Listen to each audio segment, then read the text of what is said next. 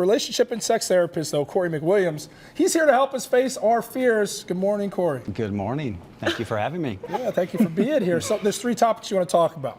There's the G-spot, there's performance anxiety, and porn as sex ed. So let's get right into it. Yeah.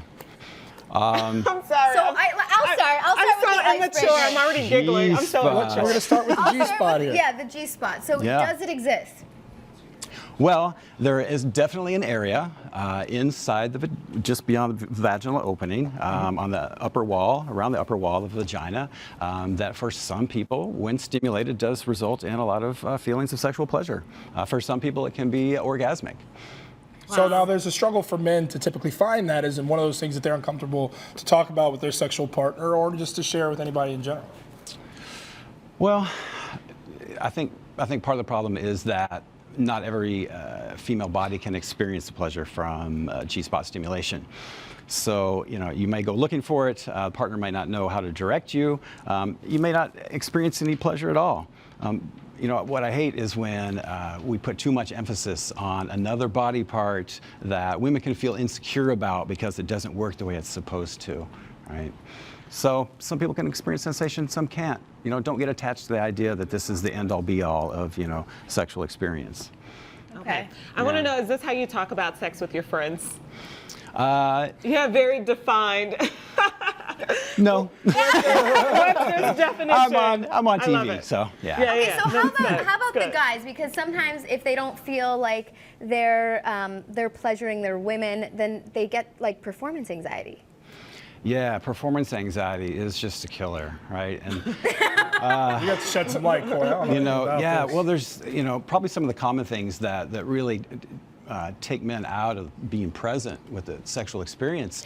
Am I going to be able to perform, right? Am I going to be able to perform perfectly, right? It's that flawless perfection of performance that can be a killer. Am I competent sexually? And am I going to be able to please my partner? Right, so all of these things, like they spin around in our heads, these repetitive, distracting, self-defeating thoughts, and sex is about pleasure and connection, right? We want to experience pleasure, but we have to be present in our bodies in order to feel the sensations, right? And if we want to connect with our partners, we have to be able to be present and to focus on them. But the thoughts that spin around, they take us over here. Right? And sex is over here. It's in our bodies. It's in our partner's bodies. Like you said, be present. So what would you say Yeah. is like the number one, I know every case is different, but like the number one most misconception that men have about women and sex? Well, probably that, historically, I think there's a lot of gendered expectations around sex. Right? Like men are supposed to be the ones who initiate sex. Men are supposed to be the ones that know everything about sex. Men are supposed to be the ones, they ultimately end up being the gatekeeper for female sexuality, which, is not a good thing, right? I mean, We've talked about that on the show, yeah. Yeah, I mean, Certainly I think we're responsible for our own pleasure. Like, do we really want to leave it up to chance that someone else may or may not know what it is that we like sexually? Great point. You know? So I want to ask you about pornography, because a lot of people Yeah. think that could cause struggles in the bedroom because there's this wild expectation that's fantastical that's not always the case. Right. Can this pollute our minds, or is this good for sexual education to enhance life in between the sheets? Wow. Yeah, there is a lot of concern about porn, and I don't necessarily think that porn is good or bad. I think it's how it is used.